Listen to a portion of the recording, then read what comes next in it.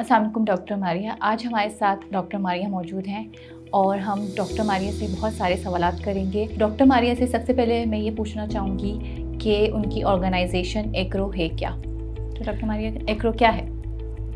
Acro basically rehab organisation है जहाँ पे हम different type of the disabilities को थ्रू द थेरेपी और through the activities of the daily living के हिसाब से डिज़ाइन करते हैं और वोकेशनल ट्रेनिंग पे डिज़ाइन करके इनको माशरे का एक फाल शहरी बनाने की कोशिश कर रहे हैं। किन लोगों को स्पेसिफिकली?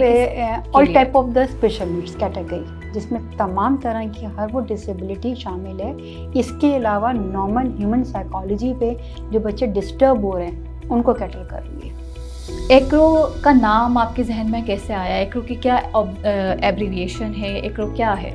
एक्चुअली जब मैं 2014 में पाकिस्तान आई थी तो मैं आई थी ऑटिज़म की रिसर्च के ऊपर और ऑटिज़म पे एक डेटा चाहिए था मुझे और उसके लिए आई थी। तो करते करते मैं ड्यूरिंग रिसर्च मेरे पास क्लाइंट्स, जिसको हमारी ज़बान में लैंग्वेज पेशेंट कह रहे होते हैं, हम आ रहे थे तो मुझे लगा कि डायग्नोस ही गलत हुआ है बच्चा। जब बच्चा डायग्नोस गलत है तो ट्रीटमेंट भी गलत है, तो उसके बाद रिकवरी नहीं है उसके पास। तो जब मैंने ड्यूरिंग रिसर्च और के दौरान मैंने थेरेपीज़ भी स्टार्ट कर दी कि नहीं, आप बच्चे को ये नहीं ये वाला काम कराएं, आप ऐसे नहीं ऐसे। फिर मैंने उससे बच्चों में रिकवरी आने शुरू हो गई। तो मुझे फिर पाकिस्तान से प्रेशर मिला पेरेंट्स का कि मैं स्टे करूँ पाकिस्तान में। और फिर उसके बाद मेरे दिमाग में आया कि क्यों ना मैं एक ऑटिज़म सेंटर खोल दूँ। उस वक्त से मैं ऑटिज़म पे रिसर्च कर रही थी, लेकिन जब ऑटिज़म पे मैंने ऑर्गेनाइजेशन ओपन कर दी, जिसका नाम मैंने एक्रो रखा, autism care and rehabilitation,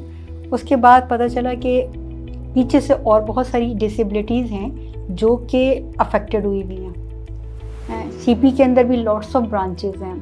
MR जो कि पहले पुराना वर्ड था, अब उसको एक एथिकली डिफरेंट इंटरनेशनल मार्केट में इंटेलेक्चुअल डिसेबिलिटीज़ के नाम से या डिफरेंटली डिसेबल के नाम से वर्ड दे दिया गया है। तो वट एवर आप वर्ड आगे पीछे कर लें, लेकिन बहरहाल प्रॉब्लम में है बच्चा। जब बच्चा प्रॉब्लम में है तो उसके ऊपर लोगों को नहीं पता, एक स्टिग्मा क्रिएट हुआ हुआ है और पाकिस्तान में बहुत ज़्यादा है। उसको आसान लफ्ज़ों में ऑडियंस को समझाने के लिए सिर्फ इतनी बात करूँगी कि जैसे लोगों के एक माइंड सेट बना हुआ है कि हर दर्द का इलाज पैनाडोल या पैरासीटामोल है, या हर बुखार का इलाज पैरासीटामोल। एक लोगों के पास वर्ड आ गया है और लोग उसी को यूज़ कर रहे थे। इसी तरह से हमारी थेरेपीज़ में occupational therapy, physiotherapy, clinical psychological behaviour therapy, सब के अंदर एक वर्ड आता है, उसके अंदर टेबल टॉप एक्टिविटीज़। तो मैंने इसके ख़िलाफ़ पाकिस्तान में काम करना शुरू करा। और इसके अंदर भी जैसे ऑटिज़म के अंदर हम पूछते हैं कि भाई आप टीच मेथड इस्तेमाल कर रहे हो, सनशाइन प्रोग्राम, ये इसके ट्रीटमेंट्स के नेम्स हैं। वो पाकिस्तान में बहुत कम लोगों को पता है, लेकिन माशाल्लाह से अब काफ़ी अवेयरनेस आ चुकी है।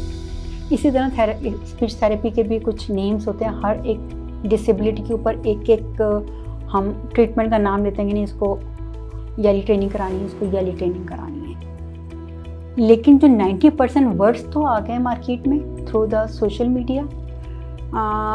एक मैट्रिक पास बच्चा भी अगर गलती से, हमारे यहाँ डिग्री नहीं चेक की जाती, हमारे यहाँ लाइसेंस नहीं है, हर कोई आ गया है थेरेपी के अंदर और उसने गूगल टाइप करना है और गूगल से निकाल लेना है कि जी वो तो मैं ये करा रहा हूँ, मैं तो क्या कहते हैं वोकल कॉर्ड्स पे काम कर रहा हूँ, मैं तो वॉइस डिसऑर्डर्स पे काम कर रहा हूँ। वॉइस डिसऑर्डर का पता नहीं है। दूसरा एक वर्ड आया table top activity. Table top activity क्या है? बच्चों को बिठाया, आसान, इसलिए मैं शायद इस वीडियो से लोगों को समझ में आ जाए बिल्कुल बिल्कुल कि टेबल टॉप का मतलब आपने मटेरियल रखा है जिसमें कुछ पजल्स वगैरह होते हैं, कुछ टॉयज़ होते हैं, जो कलरफुल मोंटेसरी मटेरियल होता है उसको, और बच्चों को कहा जाता है what is this, this is Apple, this is a, this is 1, this is 2 और दिस इज येलो और colour perception, this type of the things. ये सीपी को भी करा रहे हैं, या एमआर को भी करा रहे हैं, ये ऑटिज़म को भी करा रहे हैं। ऑटिज़म या mild moderate severe stage profound level को भी करा रहे हैं, ये 12 साल को भी करा रहे हैं, ये 2 साल को भी करा रहे हैं। आप ये बताओ, जिस बच्चे को ये नहीं पता कि मेरा नाम क्या है, बच्चा अगर एक नॉर्मल ह्यूमन साइकोलॉजी भी पढ़ लें तो बच्चा दुनिया में आने के बाद क्या पहले दिन से ABCD पढ़ता है, ये कलमा पढ़ता है, या दीन पढ़ता है, या दुनिया पढ़ता है, या रिश्ते समझता है, या दुनिया समझता है, या A फॉर एप्पल आ जाता है। यहाँ पे A फॉर एप्पल दूसरा मेरा कहना है कि जिस बच्चे को ये नहीं पता कि मैंने कोई बात कन्वे कैसे किसी को करनी है या मैंने दूसरे की भी सुननी है, आप उसको इंगेज करके दुनिया में जितनी भी आप वीडियोस निकाल लें, मेरा चैलेंज है आप सारी वीडियोस निकालें, दुनिया के किसी प्लेटफॉर्म से निकालें, स्पेशली इन पाकिस्तान। टीचर क्या कहूँगा, ये देखें आपका बच्चा माशाल्लाह से, देखें आपका बच्चा ए फॉर एप्पल बता रहा है, बेटा do this one do this one this one.